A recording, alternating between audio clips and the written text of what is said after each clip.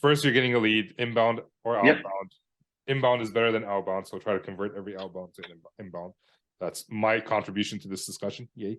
Then what?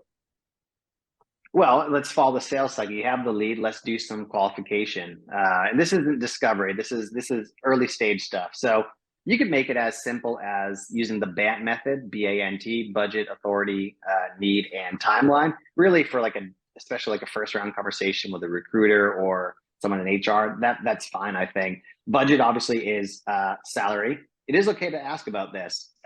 It's better to know up front if it's not a good fit than going through the whole interview process and finding out. I think it's actually especially important when you are desperately looking for a job. Your time is valuable. You need to stick with opportunities that are going to make sense for you and your family financially. So even in those cases, definitely ask about the salary. Don't be nervous about it. We'll talk a little bit later on maybe about some methods for that, but that's budget. Authority, who's the hiring manager? Who else is involved in the decision? If you don't have any access to the hiring manager or the decision maker, like in sales, that's kind of a red flag, right? If you keep putting that off, or if you can't, even get some input and some face time with that person, then that is a little bit of a red flag. Need. Why do they need an SE, right? Pretty basic. It's especially important for if you're going after startups and smaller companies that don't have an SE or whatever the term they want to use function, right? Or is it a backfill, or are they expanding, right? Just figure out at a basic level. You could literally ask, so why do you need an SE? And sometimes people kind of balk at that. They're like, well, what if they change their mind? Like, oh, actually, we don't need an SE. Well, wouldn't you want to know before you go through the whole interview process, right? Good. You figured it out. You qualified yourself out. Excellent.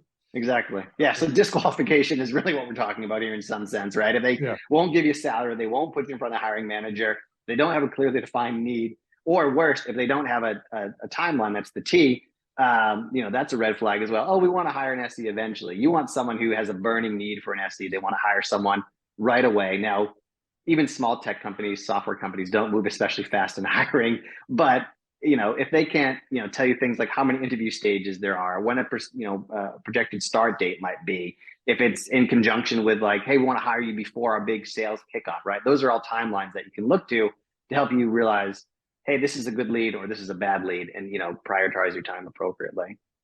So one thing I would add, like if you don't have too many interviews lined up and you haven't done an interview in a long time, even if the salary is not what you want, I would say go through the interview process to practice. Practice on the jobs that you don't want, so that you can do well on the jobs that you do want. So you like in most cases I've never had to ask for the budget or for the salary range, because they always ask me up front. I'm curious, how do you answer that? What is your expected salary range, or what do you make today? It's tough. And this is like one of those things like, good sales negotiators have this down packed. There are plenty of books on negotiation. Chris Frost, Never Split the Difference is one that is pretty well regarded in sales cycle. Oftentimes it's just a matter of who flinches first. So take a breath, pause, and turn the question around. I'm not comfortable sharing that information yet, but what range do you have budgeted for this position? Or what is a typical SE with 5 years experience in making your company?